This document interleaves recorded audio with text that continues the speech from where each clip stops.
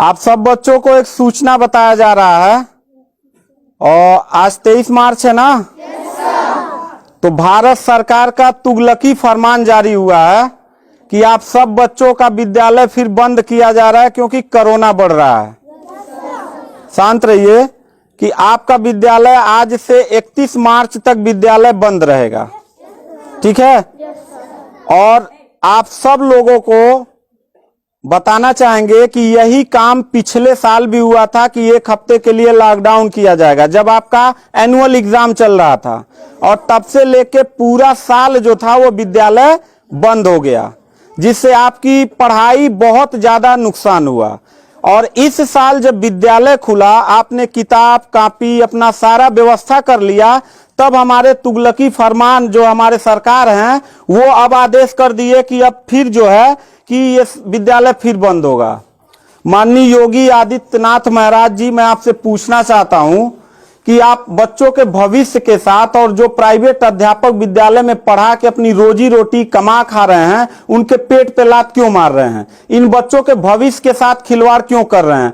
ठीक है, कोरोना अगर बढ़ रहा है, विद्यालय बंद था, पूरे साल में किसी एक अध्यापक ने, किसी एक प्रबंधक ने कभी भी विद्यालय खोलने के लिए कोई धरना प्रदर्शन नहीं किया और हम लोगों ने पूरा सपोर्ट किया। लेकिन बीच में अगर कोरोना फैल रहा है तो मैं आपसे पूछना चाहूंगा कि जब गोरखपुर महोत्सव आप करा रहे थे तब कोरोना फैल नहीं रहा था। जब आप आके यहाँ पे इलाहाबाद के प्रयागराज में कुंभ का मेला लगवा रहे थे तब कोरोना नहीं फैल रहा था, जहां पे करोड़ों लोग स्नान करने गए। और अभी हरिद्वार में महाकुंभ का आयोजन आप करवा रहे हैं तब कोरोना नहीं फैल रहा है। बिहार में चुनाव हो रहा है तब कोरोना नहीं फैल रहा है। और विद्यालय जो बच्चों का सबसे देश की रीढ़ की हड्डी होते हैं, जिनकी बुनियादी शिक्षा, प्रारंभिक शिक्षा आप बिल्कुल बर्बाद कर दिए हैं पिछले 2 साल से, और अब जाके फिर लॉकडाउन आप लगा रहे हैं। तो आपसे पूछना चाहेंगे कि बच्चों के भविष्य के साथ आप मैच क्यों खेल रहे हैं? ये जितने भी बच्चे हैं, अगर 1 मार्च आप 1 अप्रैल बोले हैं, 1 अप्रैल तक अगर विद्यालय नहीं खुला तो इन सारे बच्चों को लेके मैं रोड पे बैठ जाऊंगा। ये मैं आपको खुला चैलेंज कर रहा हूं, क्योंकि बात सिर्फ मेरे तक का नहीं है, इन सारे बच्चों का भविष्य है। और इन सारे बच्चों का भविष्य आप लोग अंधकार में डाल रहे हैं। आप लोग खुद नहीं चाहते हैं कि देश का बच्चा पढ़े, पढ़ के कुछ लायक बने। आप लोग अपना, जब रैली निकालना रहेगा, चुनाव रहेगा, तो कोरोना आपके पास नहीं रहता है। और जब आपको लगेगा कि आपके विपक्ष में लोग खड़े हो रहे हैं तो आप कोरोना का ड्रामा करा के विद्यालय को सबसे पहले आप बर्बाद कर रहे हैं। आप बताइए, विद्यालय में, आप गोरखपुर जिले में 193 लोगों ने अपने विद्यालय की मान्यता निरस्त करा लिया। जानते हैं क्यों? महंत योगी आदित्यनाथ जी, क्योंकि वो लीज पे चलाते थे और उनका भाड़ा हुआ करता था 40,000 45,000 रुपया मंथली हुआ करता था। वो भाड़ा न चुकाने के वजह से, चूंकि मालिक को भाड़ा चाहिए, उन लोगों ने अपनी मान्यता निरस्त करा दिया। और सरकारी जो स्कूल है उनकी हालत तो पहले से मतलब खस्ता हो चुकी है।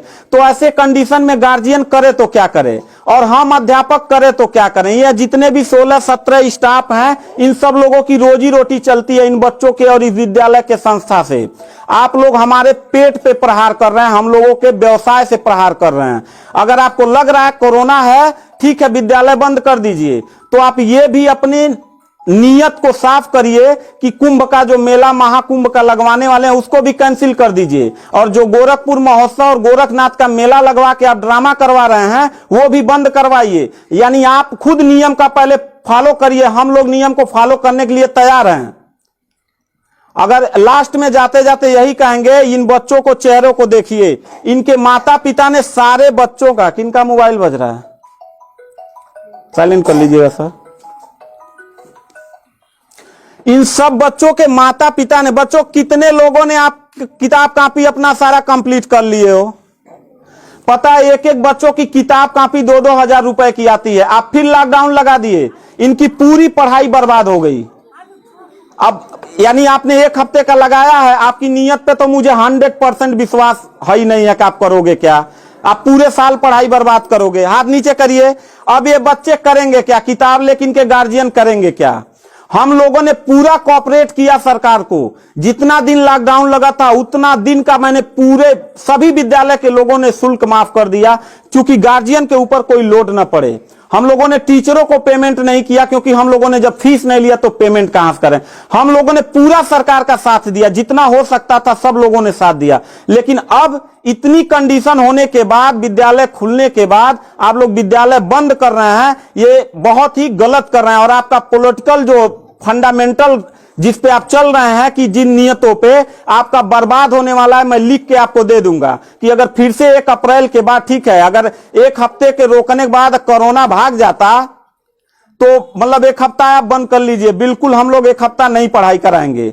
लेकिन अगर फिर साल भर का ड्रामा आपने किया तो निश्चित तौर पे याद रखिएगा कि तानाशाही उतना ही अच्छा लगता है जितना तानाशाह के अंत होने का समय ज्यादा दूर हो, और आपका समय बिल्कुल नजदीक आ गया है। तो मैं उम्मीद करता हूं कि आप ये काम बिल्कुल मत करिएगा। 1 अप्रैल के बाद अगर विद्यालय फिर से आप बढ़ाएंगे तो इन सब चेहरों को देख लीजिए, और इनके गार्जियन को लेके, अपने पूरे स्टाफ को लेके, जिले से लेके मैं प्रदेश लेवल तक धरने पे बैठूंगा। इस बात को याद रखिएगा, क्योंकि सवाल यहां सिर्फ मेरे रोजगार का नहीं है, मेरे जितने सहपाठी और जितने मेरे कर्मचारी लोग हैं और इन बच्चों के पढ़ाई का, भविष्य का सवाल है। तो मैं इन बच्चों को लेकर धरने पे बैठ जाऊंगा, और जरूरत पड़ा तो असंवैधानिक भी हो जाऊंगा। इसी के साथ मैं सरकार से रिक्वेस्ट करूंगा कि अगर 1 हफ्ता में बंद करने से कोरोना भाग जाता है तो हम सब लोग आपके साथ हैं। अगर नहीं भागता है तो 1 अप्रैल से छोड़ दीजिए।